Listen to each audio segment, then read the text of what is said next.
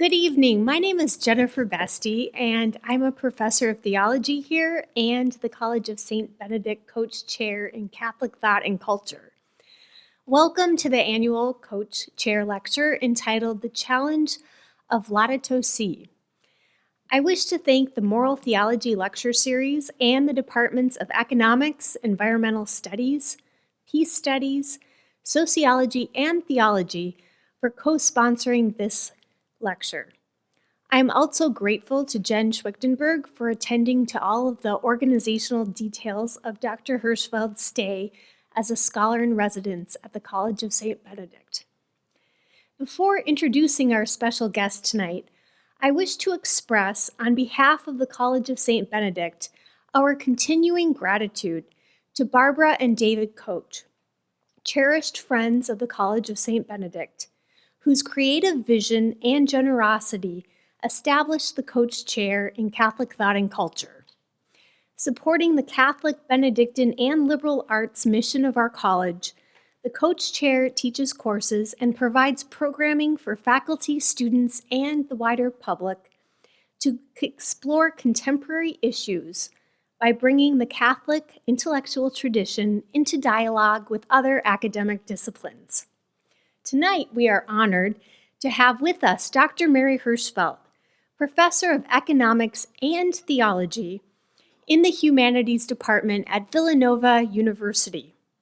Dr. Hirschfeld earned her PhD in economics at Harvard in 1989, taught economics at Occidental College, and then she earned her PhD in theology at the University of Notre Dame in 2013.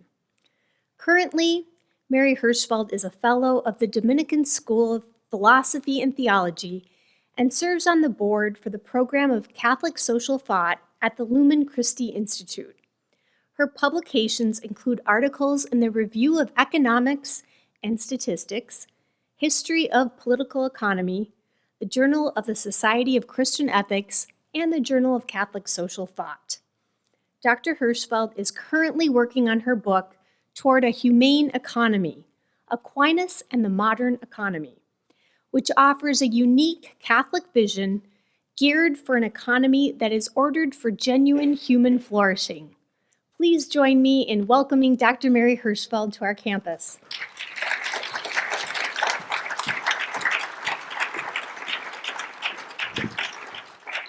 Thank you very much. So I'm a little bit nervous, so I'll start with the usual. I've just really enjoyed my visit here so far. You may not appreciate the beauty of the plains of Minnesota, but it's really spectacularly lovely. And the hospitality here has just been extraordinary. I've had wonderful conversations with so many people during my all too brief stay here. So in the interest of trying to save time, I have a whole page here to talk about receiving Laudato Si, the Pope's encyclical, from the point of view of an economist turned theologian.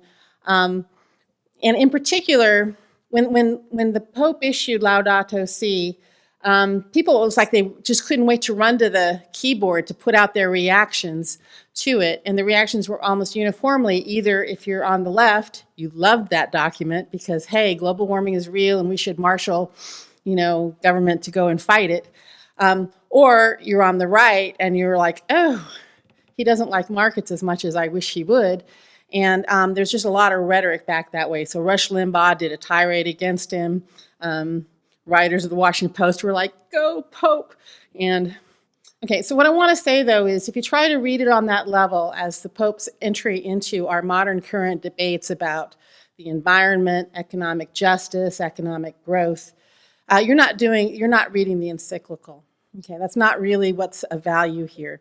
So the title is called The Challenge of Laudato Si. And the challenge is he's actually offering us a critique of our culture. And it's a pretty deep and pervasive critique.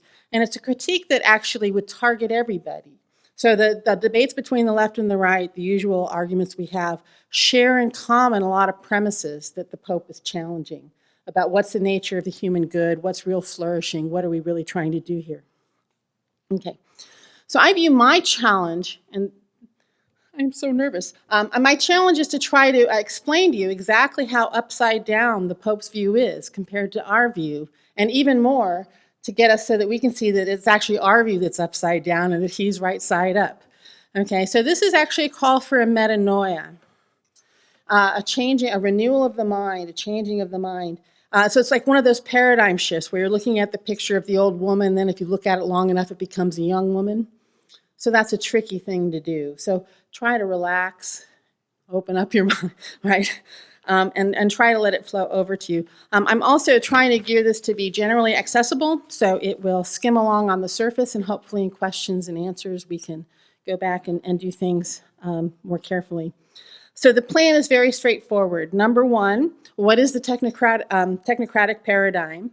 We'll start there, and then and why is it so bad for the environment, and P.S. also for economic justice? Why does it pose a problem for the goods that we might want to seek? Having done that, I'm going to offer the Pope's replacement paradigm, that young woman picture that he wants you to have come in view. And that's looking at the world through the lens of creation. So I'm going to put on my theology professor cap for about 5 minutes and tell you what the theology of creation actually is, and then talk about how that paradigm challenges the technocratic paradigm at every key point, and why, if we were actually able to enter into that paradigm, it would be much easier for us to create a world that's sustainable for the environment, that's generally good for human flourishing. Okay. Then I'll close with a few reflections on what do we do with this whole program. Okay. So what is the technocratic paradigm? And let me begin by saying what it is not. There were actually a few critics who broke through the left-right mayhem and said, the Pope is really doing a cultural critique here. But the problem is he's doing a cultural critique that says, boo technology. He's really just a Luddite who wants us to go back in time to the Middle Ages and live simpler lives, and that just won't do. In point of fact, this is not anti-technology, right? The technocratic paradigm is not an argument about technology. The Pope himself says many times, technology is good, has been used for tremendous good for the human condition. We have to be grateful for the advances in agriculture and engineering, medicine, communications that have obviously contributed to human flourishing in real and important ways. And indeed, as a theological matter, God created us in his image and likeness. It's completely appropriate for us to co-create through technology to make the world better around us. Okay. So it is not a slam on technology. All right, so if it's not that, then what is it? The idea I'd like you to have in your mind is that the problem with the technocratic paradigm isn't that it celebrates technology too much, it's that it blinds us to features of reality that are ultimately far more important than our ability to come up with better and cleverer machines. So the problem is it takes a real good, but it elevates it as the good, and then blinds us to things that actually really matter. So maybe the best way to try to get you into this is to show you what the technocratic paradigm looks like. And Intel thoughtfully came up with this whole commercial to show you what it is. So this is the technocratic paradigm in 60 seconds with Beethoven. All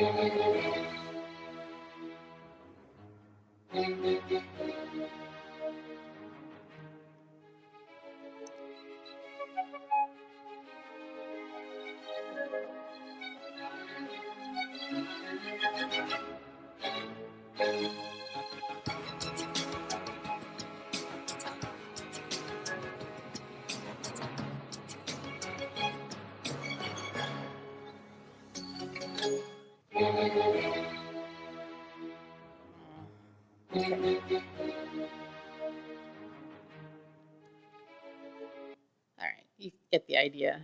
I'm actually crushed because there's a 60-second version of that commercial that really is even more awesome than that one. But hopefully you got a feel for it. So what do you get from that? This isn't really interactive because it's a speech, I guess. So I just want to teach and draw it out from you. Okay. All right, so right away, at least for me, when I watch that commercial, I'm like, wow, that is so cool, right? Dun, dun, dun, dun. It celebrates our mastery of the world around us, and you feel like it's really exciting. I can drive a car, and then I can fly in the air, and I can go running, and all of this, and it gives us a sense of control and power and mastery, right? And it lets us do anything we can imagine. It's like unlimited possibilities. In another version of this commercial, there's a guy at the end who has like virtual reality butterflies flying in and out of his face, and he's like, wow, this is so cool. Okay, and it feels cool, right? Am I right about that? Okay. Now here's the thing, none of that's bad, right? We're not gonna go, ooh. There's a real human good to mastering things and exercising control. In one of those clips that happened, you can see a guy who's being allowed to walk with the assistance of medical technology. It goes really fast. These are really good things. But what was missing in that clip? Okay, what's not there? Okay, what's not there is, notice that nature is completely faded from view.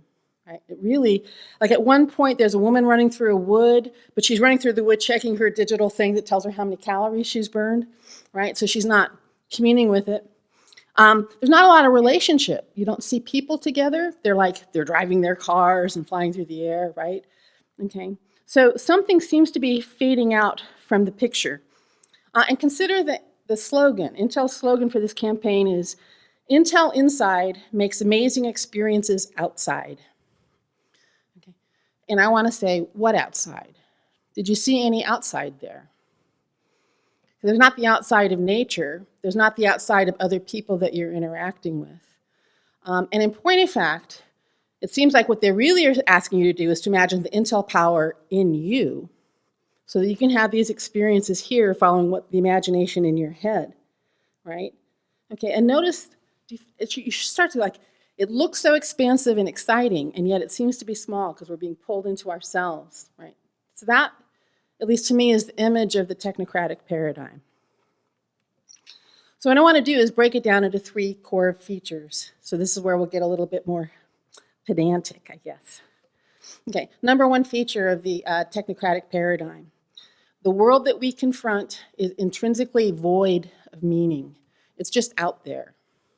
It's so much material for us to do with what we will. Okay, you may look out there and see stars and rainbows and puppy dogs, or black holes and hurricanes and spiders. But they are just there. Those are things that are out there. If they have any meaning or value, it's how you interpret them, right? We like some of those things. We are awed by some of those things.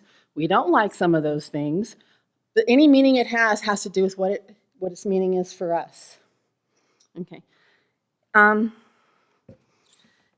this view, there's nothing intrinsically good about a puppy dog, but we find them charming, albeit often annoying companions like mine.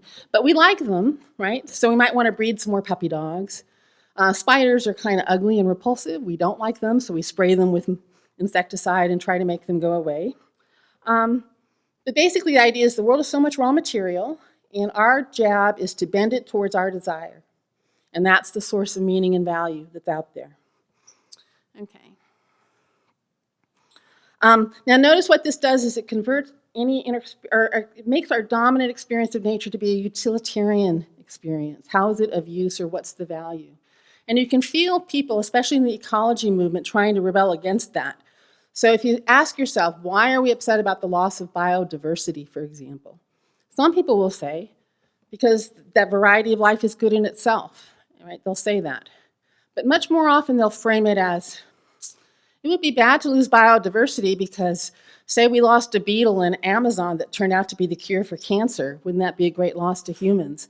Do you feel that that has more purchase on? That feels like a more persuasive argument. Why are we upset about global warming? Because it's going to do bad things to us, and we don't like that, so we should fight against it.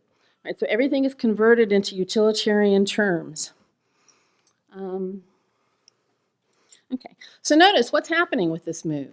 What's happening with this move is we're looking at that world, but it's all turning inside. So how can I make it bend to my desires in here? And there's not that external movement where we encounter something outside of ourselves and respond to it. Okay, so you should have a sense of kind of a flattening. We're kind of moving through the world as a result. Okay, now one aspect of this mindset is because we're not responding to the things in the world as themselves, but converting them into things we like or don't like that are subject to our manipulation, is we end up really thinking, well, how can I fulfill these desires I have that seem infinite and boundless, like in that Intel commercial, I can fly.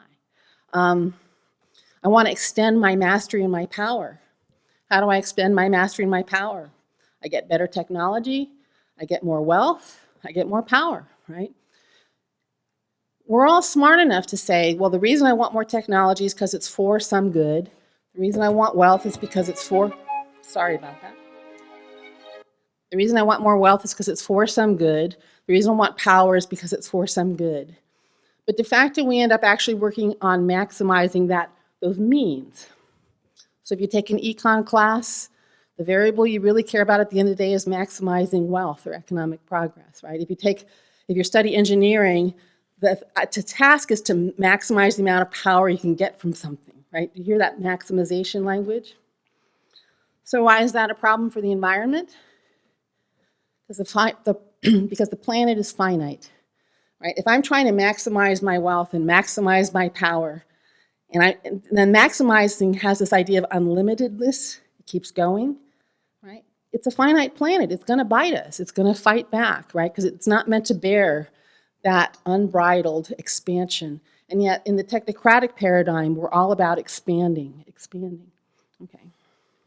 So, why is that a problem for economic justice? Well, if I'm in the habit of looking out at the world and seeing it as so much inanimate matter, subject to my desires, subject to my manipulation to meet my desires, I'm going to have a tendency to look at you guys the same way. It's just going to be inevitable that I'm going to start seeing everything as an object to be manipulated. Now, we're aware of that danger, and we fight against it very hard in our culture by invoking the language of rights, right? So we say, I can't treat you like an object because you have rights to be treated with respect. And it's almost a holy word in our culture. And the reason it's a holy word is because it's fighting so hard against this other tendency, which is to see through people the way we see through nature and see them in terms of our own desires. But consider our language. Consider the many ways that objective view bleeds into the way we think. So if you take a business class and you talk about how to handle the people who purchase your goods and services, you're not talking about the people who are your neighbors, your friends, the members of your communities, or even strangers. You're talking about your customers, right? In political discourse, how do we talk about our fellow citizens as we try to make decisions together about how to pursue the common good together? We talk about voters. Do you hear that? And the minute I start talking about a consumer, I start thinking about the marketing research that tells me how best to manipulate the consumers to buy my product. If I'm starting to think about the voters, I start thinking about the uses of big data to show me how to micro-target the people who might vote for my candidate more effectively. Right? There's a big expansion of culture over the last 10 or 15 years using big data to get all this information from you based on how you travel through the internet, and then use that data to predict your behavior and learn how to push your button, and it's all directed towards getting you to do what somebody else wants. Okay? So this language of objectification, even though we believe in rights and the dignity of human beings, it's there all the time. Okay, that's aspect number one.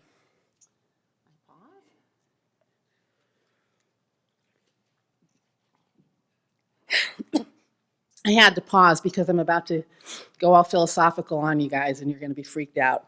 So I'm just going to read this out so I can get the maximal freak out. The technocratic paradigm invites us to see through form, reducing things to quantifiable values we can manipulate. Okay, I told you you'd be freaked out. You guys can see through form. How terrible is that? So what the heck is form? Okay.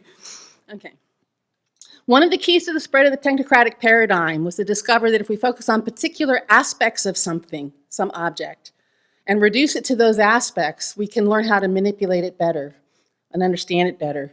And the classic case is the guy, Isaac Newton, sitting under a tree, and this object hit him on the head. And he discovered the law of gravity, right? So what really happened? He saw an object with a certain mass and dimension, and it had a certain law of behavior, and then he was able to extrapolate that to other objects with mass and dimension, and then come up with this general law about gravity. And all of that is about seeing through the apple to just these measurable, quantifiable aspects of dimension, mass, whatever. I'm not a physicist, whatever is important for Newton in the law of gravity. Okay, so, and that turned out to be very powerful, and let's not dismiss how powerful that is. But we extend that idea of reducing things to these essential features. So then the nutritionist looks at the apple and they say, aha, 80 calories. This is 80 calories and 3 milligrams of vitamin A and 6 milligrams of roughage. And if you eat one a day, it'll keep the doctor away. Okay? And here then you're gonna like say, and compared to an orange, it's a few more calories, but a little bit less vitamin C. Right? So you're going to be comparing it with other things along these dimensions about calories and nutritional content. And I can get a whole science of nutrition that way. Again, not a bad thing. Right? But then now I'm only seeing the calories and the nutritional value. Or you can be like me and be an economist and go, aha, 85 cents. Right? This is a commodity and it has a price. And we know that you can't add apples and oranges, but I can look at the price value of the apple and the price value of the orange and add them up, and I can get GDP if I do that often enough, right? Okay, and I can talk about trading off my 2 apples for my 1 orange along the price vector, and I've reduced everything to a commodity that can be bought and sold, right? It's pretty magic. Okay, what's missing? This is an apple, okay? The form of this thing is what it is. This is an apple. Okay, have I adequately described the apple to you by saying it has a mass of whatever and a dimension of this? Have I adequately described it to you if I say it's 80 calories and half of a daily recommended dose of vitamin A? How about if I tell you that it's 85 cents? I have no idea. Right. Okay, describe to me this apple. So, and I'm not philosophically minded myself, but notice that the only word you could use to describe an apple is to say apple. To really get the apple. So I did a little experiment. There's fruits that I don't have any encounter with, so the one I came up with is an Aki fruit, A-C-K-E-E. I've never seen one. Okay, have you guys ever heard of one before? Okay, well, if I told you it's a berry that's purple and a little bit oblong, do you know what an Aki is? That it has this dimension, it sells for this price, and it has this nutritional content. Have I given you any? How can you find out what an Aki is? You have to see it, you have to touch it, taste it, smell it, right? You have to be present to it. Okay. The technocratic paradigm invites us to see through what things are. And the problem is that in doing so, we miss the mystery and the pregnancy of this, right? We don't see the apple. Okay, and the argument's going to be that as a result, you go through life swimming right by the apple, right to the calories or the dimensions or whatever. And is it so surprising then that we're always just a little bit hungry? There's a goodness to this apple and its appleness, and you don't see it. And this is just an apple, right? Okay. Worse, even worse, the apple is irreducible in its appleness. We humans, we're not even just reducible to human, right? Right? Jennifer Best and I went out for dinner the other night. Jennifer is this whole complete human being with her whole infinite Jennifer selfness that's unique to her. And that's true of everybody here. Okay. To see your form, I have to see you. And I have to see all of you. And do you see how that stops me? I'm not going to go rushing by you if I'm going to stop and see you in your you-ness, right? So, and if I do run by, just say, oh, there's X number of people at my talk. I wonder how many likes I'll get on the Facebook feed, right? If that's how I'm looking at you, I'm going to be a little bit impoverished. I'm going to have run by a lot of good value that way. Okay. So how does that hurt the environment? It just leaves us running through it, being unsatisfied. And then it becomes a little bit easier to see why we have this infinite desire that doesn't feel like it can ever be met, right? Because we're running by the things in the world that actually would feed us if we just, and pardon the cliche, if we just stopped to smell the roses, if we just stopped to see all that goodness around us. Okay. I am going to do this. So I want to tell a story just to try to bring this home and try to make it real and alive for you. I myself was born really kind of a crappy human being, very obsessed by these things that you can measure. So I wanted to go into life and make some money, yes. I wanted to boy, did I want status. I wanted you guys to all know my name and my cover to be on Time magazine. I thought that was really important. I worried a lot about things that you can count that show that I'm a worthwhile human being, and I was just not very good at noticing the world around me, like at all, really like this. So here's the story. When I was growing up, my dad was kind of this person that I really didn't like at all. He was overbearing, he was judgmental, and he was a bore. There was a lot of things I did not like about my dad. And so I couldn't wait to get out of the house and go off and make my fame and fortune at Harvard and all this stuff and leave him behind. And then I got a little bit older and at least a little bit wiser, and I feel like, okay, I have to at least be a decent daughter. I have to pay my respects to my parents. And I always did get along with my mom. But I told myself, well, I really hope that mom survives dad and not the other way around, because I could take care of mom, but it would be really awful to have to take care of dad. My mom passed away 6.5 years ago. So I was stuck with dad. And here's the thing that happened. I did the daughterly thing. So I called him up once a week to see how I was doing. I went to visit him twice a year, right? He came out to help me move. We did things together. I heard his story, and I started to see him in a bigger picture. Like, oh, you have a temper, but that's because of the way you were raised. This is how things work for you. Even more astonishing, I started to notice that there were good aspects to him that I had never noticed in my own self-involvement. Okay. The big thing, because I had always wondered why the hell mom and dad got married, because I didn't see any spark there. When my dad was, well, the upshot of the story is my dad got sick last year. He was very sick, and I ended up stopping everything to go take care of him. And when he was in his coma, my brother and I brought up old pictures to look at. So I'm looking at these old pictures when I was in 3rd grade or so. And there's pictures of my mom looking at the camera, and she's looking at dad in the camera. And she's so young, and she's so in love, right? So it's like through this experience, all of a sudden I saw my dad as this whole person. By the time he died, I loved him more than anybody in the world, like more than anything in the world. And it's so huge to me that, you know what, if my career went poof tomorrow, I wouldn't care. Do you know what I mean? It's like that's the good thing. And so I just mentioned that story to say that there's this I can't tell you how valuable that whole experience was. It makes my whole life worth living right there. Nothing else could happen, and that would be it, because I got to see how beautiful my dad was. Right? We all have that all around us all the time, this incredible, fulfilling abundance, and we run right past it. Okay, sorry for the small swerve there. Okay. The third feature of the technocratic paradigm is it causes fragmentation. And it does this in 2 ways. First of all, the essence of it is that we see ourselves as confronting that world out there. Okay, so we're standing over and against it. We don't see ourselves as being in relationship with it. We don't see how much we depend on the things around us and how they shape us. We don't get that feeling that yes, we shape the world, but the world shapes us. We don't see ourselves in relationship with it. And of course, especially, we don't see how important it is for us to be in relationship with one another. Right? We humans are essentially relational. You do not know who you are if you do not know who you are in the eyes of somebody else. Right? The worst way to punish a human being short of killing them is to put them in solitary confinement. But the technocratic paradigm encourages us to just go into ourselves and our heads and our private spaces and our little infinite desires and not respond to, react to, engage with the people and things around us. It's fragmenting. And that clip I showed you, I hope showed you that everybody's off doing their own thing. The second way it's fragmenting is it fragments our knowledge. And this is a real problem if we're trying to deal with the environment and economic justice and all these issues together. I'm going to come back to my apple. The physicist is an expert on how the dimension in mass works. The economist is an expert on how the commodity works and how the prices work.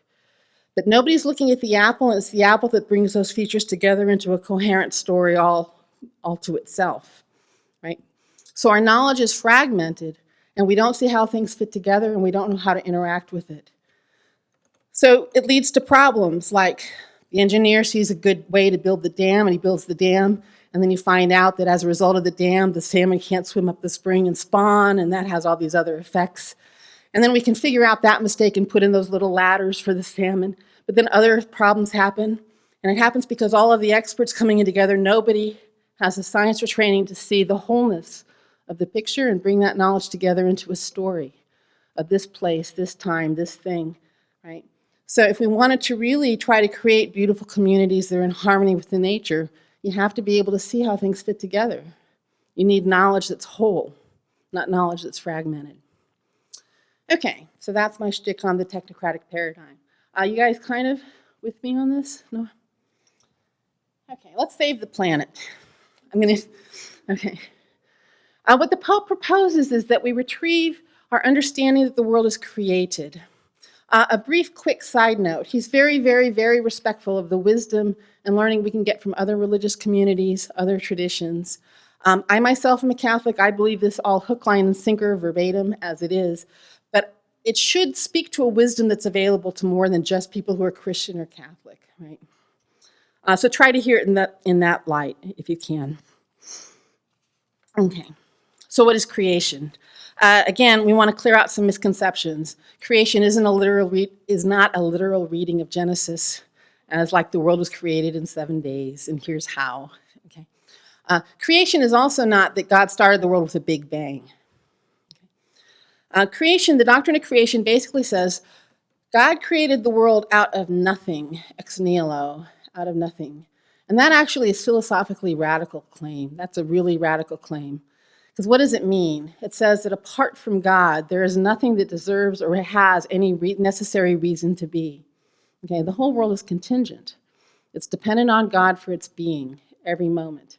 And the idea is that God is the one being that in his awesome goodness, in his fullness of being, in his awesome truth, in his awesome superabundant transcendence, he's the one thing that has to exist for its own self. Okay, and because anything that's good, anything that exists, can only exist because it depends on God, right?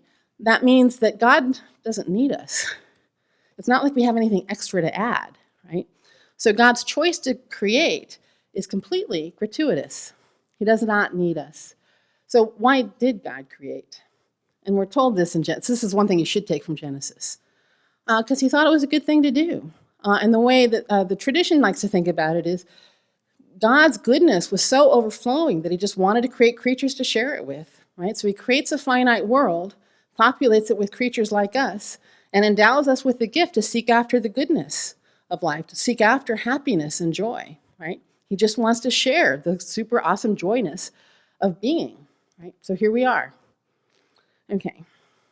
We are then built to seek this infinite goodness, and the way that will happen is for us ultimately in the beatific vision, we will know the infinite good, the infinite true, the infinite being that is God face to face, and that will be super awesome, like way more awesome than the Intel commercial.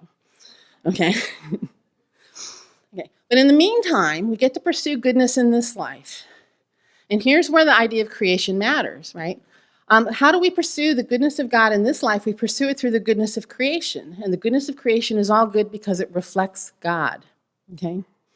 So then you have a technical problem. How does this infinite goodness reflect itself in a finite creation? And there's two ways that this happens. Number one, no one finite object could possibly represent God's goodness in itself, right? Because it's finite, God's infinite. So instead, God creates the universe in shards of discrete, different entities. Okay? The way I think about it is like it's a light, this infinite light, white light shining through a prism, and it scatters into a rainbow of color. And each color captures something independently of God that nothing else in that rainbow can capture. Okay? So, my apple again. What does the apple tell you? It tells you something in its appleness about God that nothing else can tell you. Only the apple can tell you it, right? The orange in its orangeness tells you some whole other thing about the orangeness. And again, because us humans are special, it's not just humans qua human. Each individual in this room has a special message to share with others in the world about God, because you're carrying that reflection that's particular to you. You're bearing that for us and for others. Okay. So that means that when you look at things, you do not want to reduce them into other things. To the extent that I see the apple as being interchangeable with an orange along various dimensions, do you see how I'm losing that my access to that special message of the appleness. Right? Okay, so the form actually matters quite a bit. That's one way that God reflects his goodness. But notice, God isn't just superabundant goodness. God is also one. Right? So how does that, if we have a diversity of goods that in their individual unique diversity reflects God, how do we get to the oneness? Well, God built the universe that's completely saturated, shot through all the way with relationship. Right? This apple is not a freestanding apple. It grew on a tree. Right? Bees had something to do with it. Right? It has a place and a meaning. There's all sorts of interconnections all the way through it. Everything, there's just a web of life, right? All the way through. So in order to really engage with creation and be able to see the goodness that God means to share with you right here, right now, you need to see things in their distinctive beauty all the way through as much as you can. And you need to see that web of relationship, the way things interact and flow together. Okay. Let's get past this one. Okay. So hopefully it's sort of clear right now how these three features of how creation can be addressed by the idea of creation. Let me say that again. We can see how the three features of the technocratic paradigm can be addressed by creation. So number one, the technocratic paradigm wanted us to see us as autonomous beings standing against a world that was devoid of meaning. If you look at the world as created by God, what are you invited to see? It's a world that's pregnant with meaning, right? It's a world that's full of meaning, and by the way, it's the meaning that you're actually hungry for, because that meaning is goodness and reality and truth, right? When you hit something outside of yourself, you hit something that's real, and it can have a real impact on you, and that's the only way you can be fed, right? By absorbing that meaning, responding to it, let it shape you, right? So see the world as created full of meaning, right? Second, you're not quite that autonomous, right? It's true, we as humans are meant to exercise power and agency and all the rest, but that's a second beat. The first beat is you're utterly dependent on God, right? You're dependent on God to sustain you in being. You're dependent on God to provide you with the world around you to support you in this life, right? If we remember that we're dependent on God and he's given us this world as a gift, and that gift is to share his goodness with us, do you feel how that should change your stance towards the world? To be one more receptive, more full of gratitude, more full of wonder, more full of appreciation? And notice how that takes that impulse to go out and conquer and push. It just kind of sets you back a little bit. And hopefully you feel a little bit more relaxed into it. Okay. Second, the form matters. And I hope this point is clear at this point.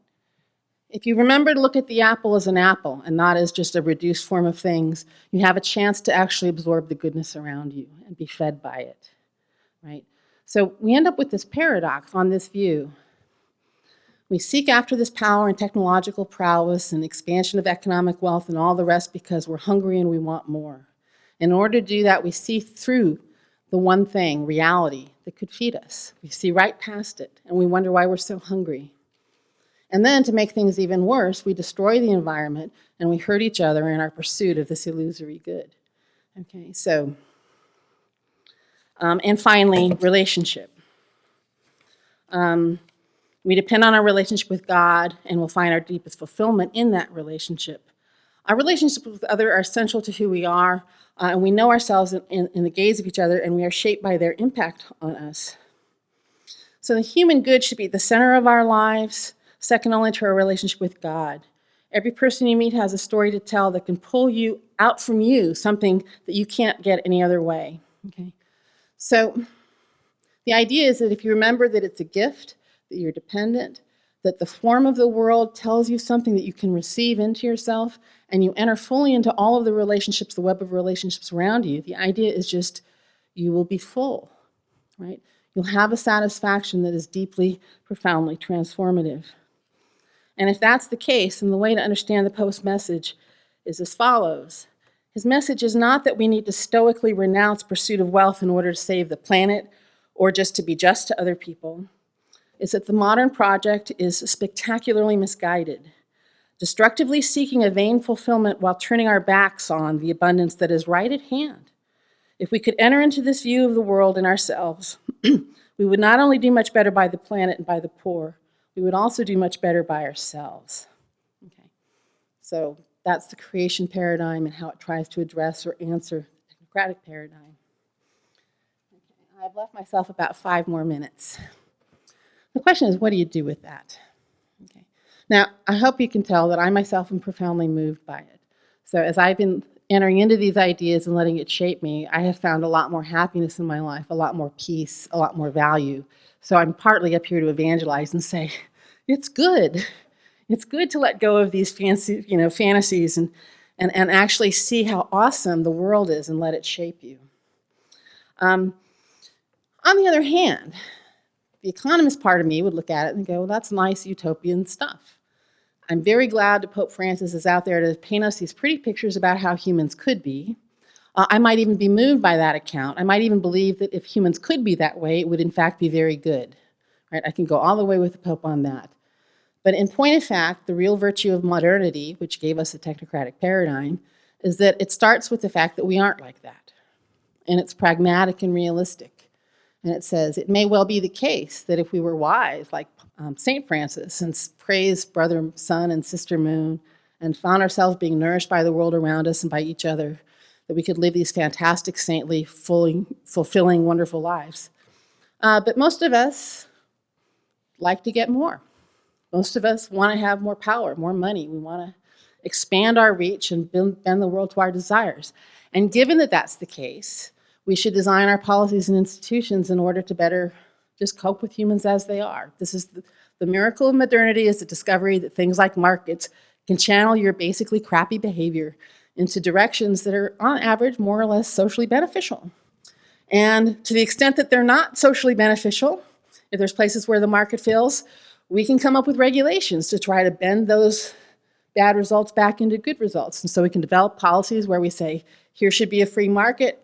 Here's an externality that's hurting the environment. Let's put on some taxes or have some cap and trade. We can try to engineer a good result given the kind of crappy matter that we humans are. Okay. Now, if that's your perspective, and I think it's an important one, that is, I think it's naive if you just skip over that whole set of concerns and try to go straight to creation, lovely, apple, beautiful. You want to try to be realistic. But the danger is this. We end up, because modernity's first move is to say it's a compromise. I'm going to be pragmatic and just accept people as they are, not because I think that's how they should be, not because I think it's good, but because it's practical. It's a better way to get some good results.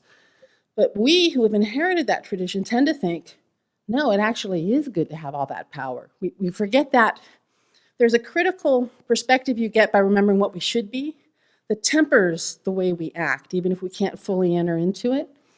And the modern world has let that tempering fall away. We don't remember the alternative, so we take the reality as being the technocratic paradigm. And because we take that as the full reality, we can't see how to get out of it. And we can have all of our stopgaps. We can get the right policies to try to temper those results. But the argument is because it's a fundamental mismatch with the way the world is, it can't work. It's like the boy with his finger in the dike. You can try to make it a little bit better, but if we keep letting those urges spill out, they're going to spill out over us, over the world. It's going to create a lot of harm. That's the Pope's message. So can we be pragmatic without losing that deeper sense of what really is important? Right? How can we balance that? The second question you might want to ask is, okay, I'm looking out at the crowd. I'd like to see more inspiration than I'm seeing. But suppose you're deep inside actually inspired and you're saying, how could I do that? How could I enter into that? Because it would be kind of a miraculous to be able to have that sense of abundance around me rather than feeling stressed and anxious about whether I can pass this next test and get the next job and all that. It would be nice to actually feel fulfilled right this minute. So the Pope spends his entire last chapter talking about that. It's one of his best chapters. You should read that if you're going to read nothing else. And he gives a few suggestions that are important. Number one, try to create time for silence, to just stop your train, because we all have our trains where we're looking for the various things that we're trying to push out. Just try to carve out time to stop. Sorry for cliche, stop and smell the roses, but just spend time in silence and just try to respond to the world around you rather than projecting out onto it. Prayer obviously is a good way to do this. It need not be a prayer to the triune Christian God. just a prayer to whatever is deep and meaningful that seems to be missing in your life. Okay, just be open to that and try to learn to cultivate a sense of gratitude. We Americans are the richest people on the planet who have ever lived by far. Like, it's not even close. You have so much more food, so much more clothing, so much better shelter. I could go on and on and on and on and on. And we sit around feeling like we're economically strapped to the point that we can't help the homeless or we can't feed the hungry. And we are obviously not experiencing the fullness of abundance that we have, right? So a sense of gratitude would be very good. Number 3, and this is really crucial, you need to work together with other people. I can sit there in my house and have all these nice ideas about apples and receiving the wonder of the world and so on and so forth. But if it's me, myself, and I trying to do this, I'm going to go next door and see my neighbor's new car, and the next thing you know, I'm going to want a car like that, and I'm going to feel subtly pressured to do this. It's very hard to stay in that moment without other people sharing those values and cultivating them, because again, we are social creatures. Okay, so you would want to try to find communities to share these ideas with and to support you in trying to pursue them. It would be very helpful to practice self-denial, and you can look at my body and see that self-denial and I do not have a lot to say to each other. But self-denial actually, a little bit of ascetic practice, and this is Lent, so a little bit of ascetic practice is not a bad thing. Why? Because if I am obeying my thirst, if I am just doing whatever feels good right in the moment, I'm letting myself be completely controlled by my lower passions. Do you see that? And I'm exactly what the advertisers want. Because then they can say, obey your thirst, Mary. And I'll say, get me that Sprite, okay? The way to get some independence, some freedom, is to just practice a little bit of asceticism. And finally, people tend to think about the environment and go, either we need a big policy to fix it, or, I can't do anything about it. But there's intermediary ways to do it. Just find small community projects that just do one small good thing. It brings you into community with the people around you. You're going to find value and meaning in those connections. That's good of itself, right? And it just gives you a chance to play into this drama that's larger than you, but you still get to play your own part. The last thing I want to say is, because of the technocratic paradigm, we have a very strong temptation to say, either I do it and have an effect, or the government does it and we have an effect. See, it's some one thing acting and controlling. But a huge amount of our life is shaped by the culture. And the culture is a weird thing, because it's not just autonomous, hanging out there that nobody has an effect on. The culture is something that we all shape together, right? So I can give you this talk and say, think about the creation paradigm. Stop and think about your apple, right? Now, that's not going to change the world. And so you might say, that was a nice talk, but it's not going to do anything. But here's the thing. If you guys started talking about it, then it starts to gradually take hold in the culture. And real change does happen that way. It's not like pushing a button and getting an effect. But in my lifetime, which is 56 long years, smoking has gone from being so totally cool to being completely a pariah thing. And that worked through the culture. Right? It happened because one person said, that stinks and it's unhealthy. And then another person over there said, that's right. And then eventually enough people thought it that kind of more people thought it. And then all of a sudden everybody in the room thought it and the world had changed. And in this case, for the better, right? Of course, it can go the other way. You can say, that Intel commercial, I can't wait to get the new thing and then I'll fly, and right? And then you would shape the world in that direction more, right? Okay, so every day when you get up and talk to people, you're having an impact. Be mindful of the impact you're having. Think about which one you want to do. Thanks for your time.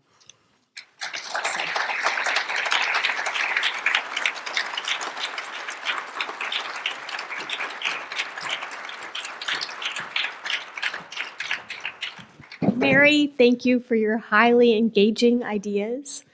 I hope we can all be inspired and step up to these mics and ask what your questions are. Mary modeled being real and speaking from everything in her, so please ask whatever question you'd like. She's got any question on economics, environmental science, theology, challenge her. She has many PhDs. She can handle it. Professor Hirschfeld, thanks for your lecture.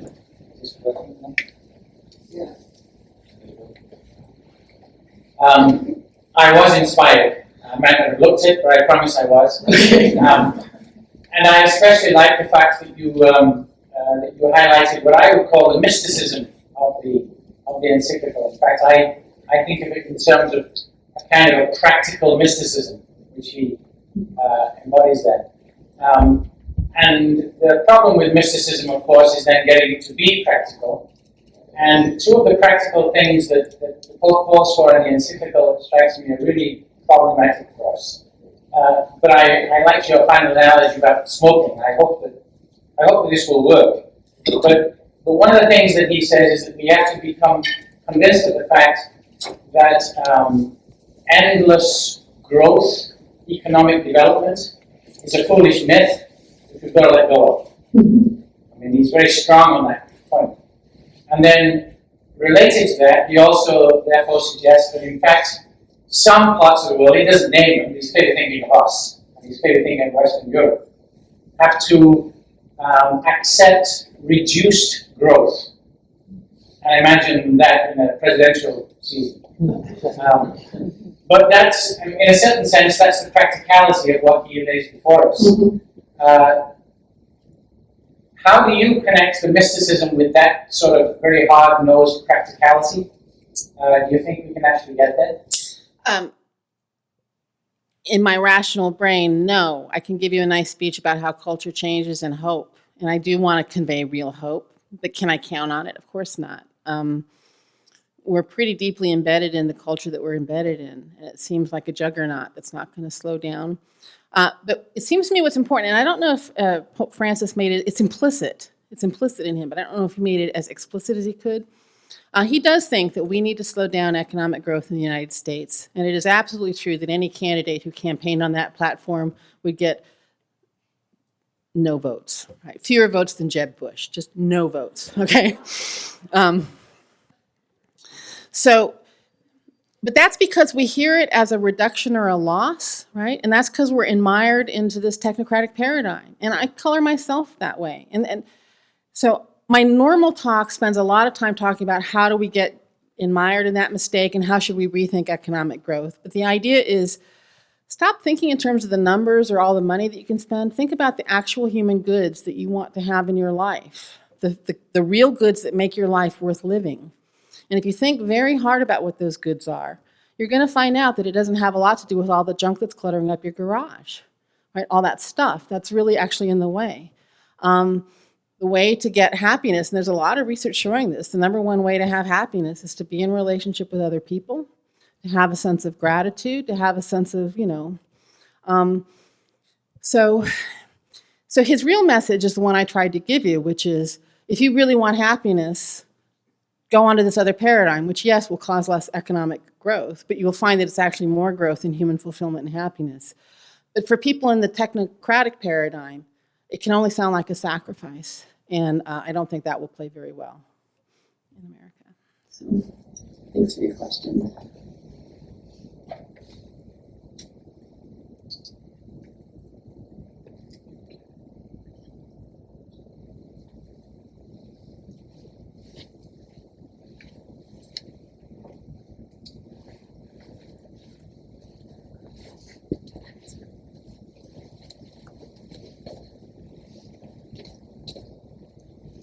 I'm not sure exactly how to phrase this, but as we experience a growing world, population continues to grow, needs of a growing population continue to grow. How do we size back in order to be able to provide more so that the rest of the world does have more of that common good and to bring them to a better level of good than so much? Okay, there's two questions. Yeah, I don't think your mic actually is on. Yeah. Okay, well, I was going to, you could have been asking two questions there, and I wasn't sure which one you were asking, so you can just, so one question could be that the Pope is not tackling the problem of the pressure that population growth puts on the planet, which is a real question. And then the other question could be, given that the rest of the population is still, world population is still growing, how do we reallocate the resources towards meeting their needs and away from meeting our vain, frivolous needs? Which question, or were either of those your question, or? Okay. How do you, I'm going to take the second one first because it's a little bit easier. If you were fully converted into the creation paradigm, you would be anxious to exercise your powers because they're human powers to create goods and values and that sort of thing. But you would also have a sense of sufficiency, such that when you hit a certain amount and had enough to eat and had a house and even a certain amount of nicety, but you would have a sense of satiety, that you would have enough. And then all the rest would be a superabundance available to give out to others, right? So there would be wealth that could spill out. The second thing that the Pope would say, and I think he does say, we have developed certain technology, we have advanced, we are able to go into those parts of the world and hopefully share our help them to partake of our growth. Then the hard question is, how do we do that and not get environmental degradation, right? If we're going to lift everybody else up to our standard of living, how does that not destroy the planet? And it is very clear that the Pope thinks that our standard of living is not sustainable. So and this is why it's such a challenge. This is why it's probably not going to happen tomorrow.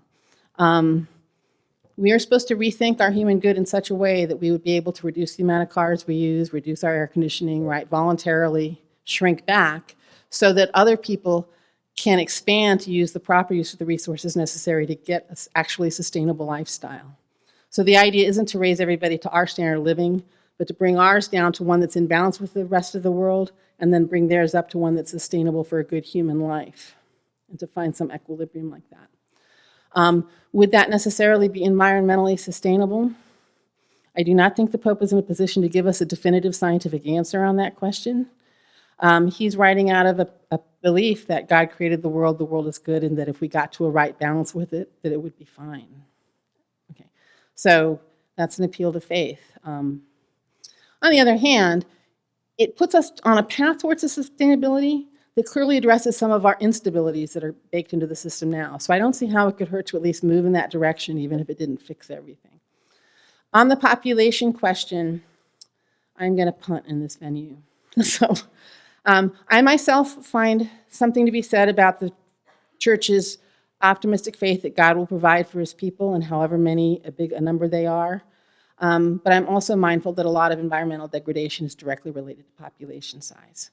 So that's an even more faith-based stance. And I myself am willing to go with that, but I'm not willing to ask other people to go with that. So if you don't appeal to the faith that God will provide for a lot of people, which is what the Pope has to do, I don't think he's got a very persuasive argument on why you should not also tackle population growth, along with the question of standard of living. So, okay. And it's hard to speak against what I want to be true, but there you are.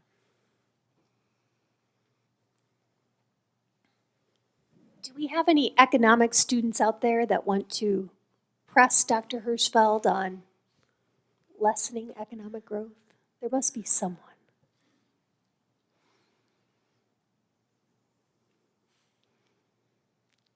Or any other question?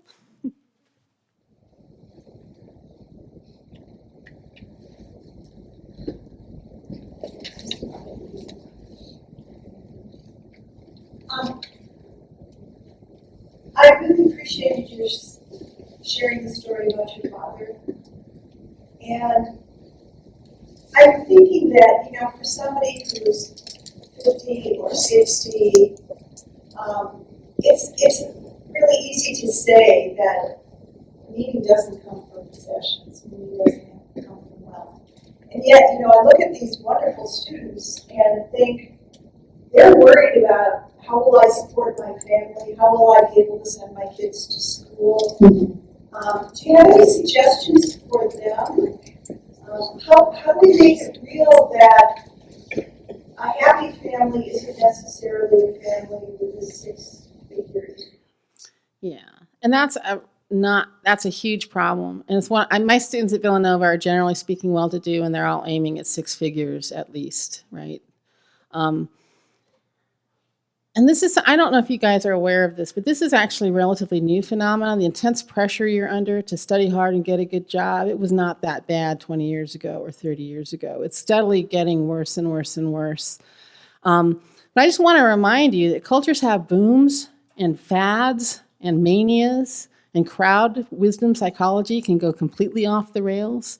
Not too long ago, in around 2007, people thought housing prices could go up forever, which at the time I told anybody who would listen was obviously patently nuts. But getting anybody to hear that in 2005, 2006 was like whistling in the, spitting in the wind, right? So what I want to say to you guys is you're in the middle of a cultural moment that's putting you under enormous pressure, but it is not real. It's just really, really not real. And how to break out of that? Go talk to your grandparents or anybody who's older about what it was like for them growing up, and just ask them to tell you stories about what it was like to be 20 years old in 1935 or 1940. Okay, and you're going to hear a story that's probably about a good human life, and then I want you to remember or realize that those people, on average in America in the 1930s and 1940s, had something like 20% of what you guys have right now. You're 5 times richer right now. Okay. It just will, I think it's a reality check. We have this idea that in order to be happy, you have to have a 3,000 square foot and all these other things.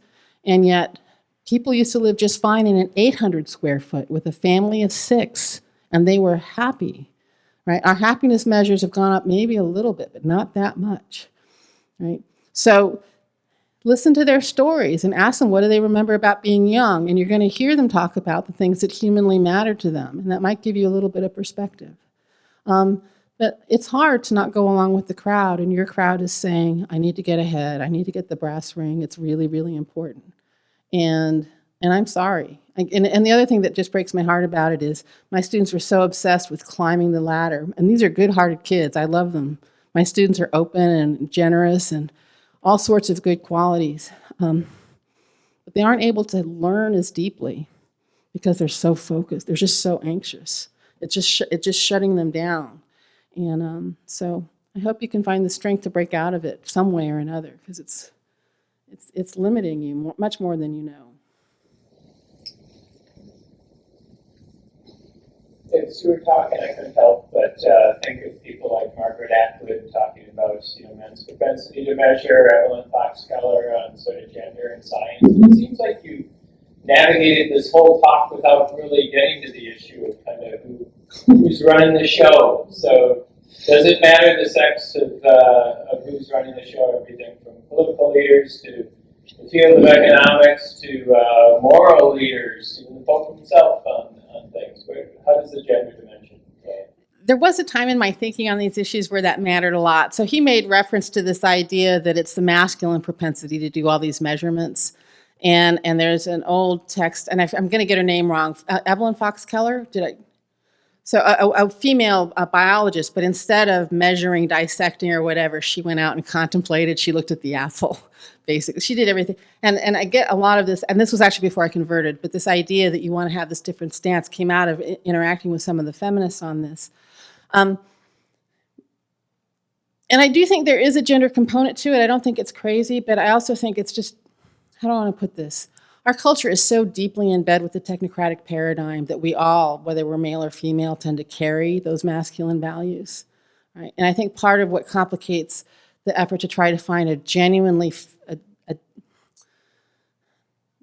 one thing that complicates the effort to find a better feminism is that a lot of feminists are themselves actually still carrying these technocratic paradigm values. And by that I mean they're very obsessed with whether women have access to the same jobs as men, the same status.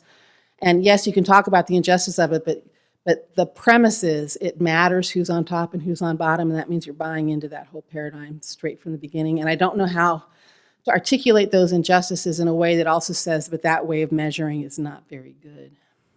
Okay, so I have ambivalent feelings. I learned from feminists, but I also think they're actually part of this paradigm, at least a lot more than they could be. Some of them, not all of them, some of them. So. We have time for one more question. Oh, it's probably not very nice, because I'm sitting here and I'm thinking, because I love the end, because you turned on your communist person in a second. And the economists go, look at this, there's this issue, right? And it was perfect, your answer about the square footage of the house. Because back in the day, 800 square feet was enough, and now everybody has to have 3,000 square feet.